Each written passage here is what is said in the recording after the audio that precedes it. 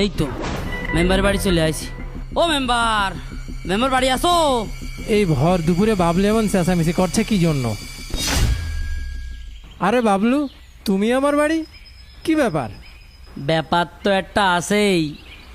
তোমার হাসির মধ্যে আমি রহস্যের গন্ধ পাচ্ছি। আরে মেম্বার, শুধু রহস্যের গন্ধ না, আরো অনেক কিছুর গন্ধই আছে। আসো এখানে বসো, আসো। হ্যাঁ, বসেই কথা কই, চলো। বিষয়টা আমাকে একটু খুলে বলো তো। কে, তুমি জানো না ফেনী, নোয়াখালী, কুমিল্লা, লক্ষ্মীপুর সব পানিতে ডুবে গিয়েছে? হ্যাঁ গো, নেটে দেখেছি মানুষের কত দুঃখ, কত কষ্ট। আরে মেম্বার, এই সুযোগটাই তো আমাকে কাজে লাগাতে হবে। তোমার কথা আমি ঠিক বুঝলাম না। কে, বুঝলে না? তাহলে শোনো, টুপিটা একটু খোলো। কি এমন কথা যে টুপি খুলতে হবে? বাহ, এ তো দারুণ মতলব।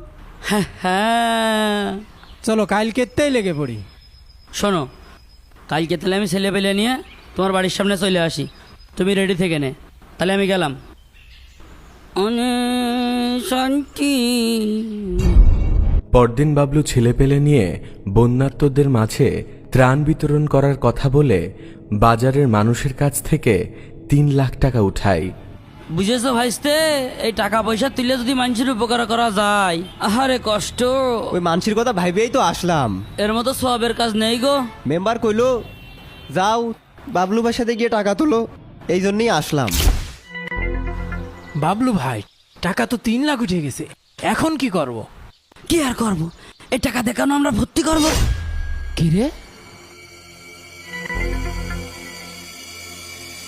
কি কও? গ্রামের লোক যদি জানতে যায় এই টাকা আমরা কিভাবে পাঠালাম, তখন? তুমি শুধু টাকা খরচ করে মেম্বার হয়েছো, মাথায় তো আল্লাহ তোমার কিছু দিইনি। শোনো, এই টাকা দিয়ে এলাকার বাজারেতে সব টাকার বাজার করে ফেলবো আজকে। তারপর? আরে আমাদের চেয়ারম্যান ফেনী অঞ্চলে আছে, সে এক পার্টির সাথে কথা বলেছে, আমরা 3 লাখ টাকার মাল ওই জায়গায় 4 লাখ টাকায় বেচবো। আরে বাহ, তাহলে তো কোনো ঝামেলাই নেই।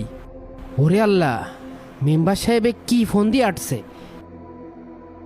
শোনো মেম্বার, তাহলে আজ বিকেলেই কেনাকাটা করে ফেলতে হবে।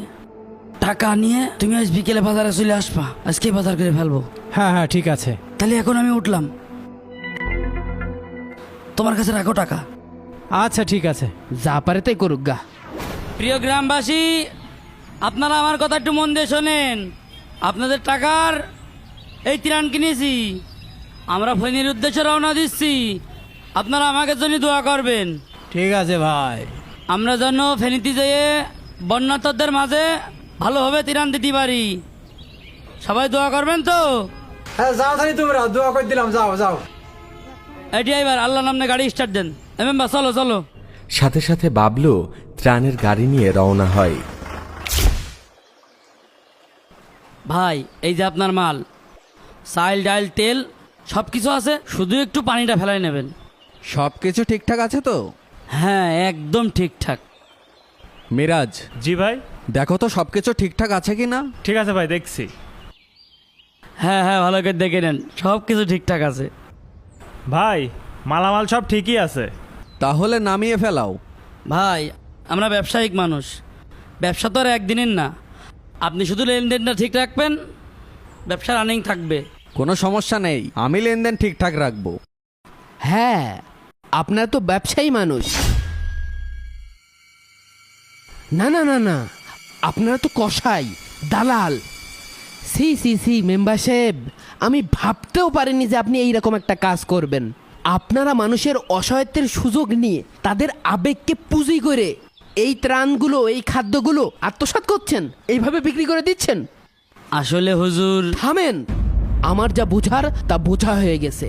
হুজুর, হুজুর, এ বিষয়ে আপনি গ্রামবাসীকে কিছু বলবেন না হুজুর? আমার এতদিনের সম্মান হুজুর, হুজুর।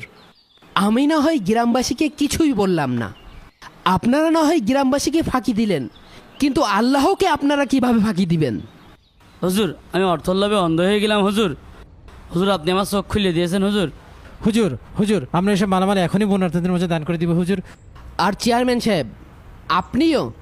ছি, একটা কথা সবসময় মনে রাখবেন, আমাদের প্রিয় নবী হজরত মোহাম্মদ সাল্লাল্লাহু আলাইহি সাল্লাম বলেছেন, যে ব্যক্তি অন্য ব্যক্তির সম্পদ আত্মসাৎ করবে সে কিয়ামতের দিন ওই সম্পদ নিয়েই কিয়ামতের ময়দানে উপস্থিত হবে।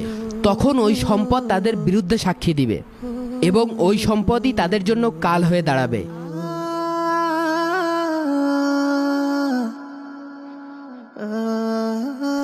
শোনেন, আল্লাহ তাআলা পবিত্র কোরআনে বলেন যে যখন কোনো মুমিন বান্দা তার মুমিন ভাইকে সহযোগিতা করে, আল্লাহ তাআলাও ওই মুমিন বান্দাকে সহযোগিতা করে। তাই আমাদের সকলের উচিত বন্যাতদের পাশে দাঁড়ানো।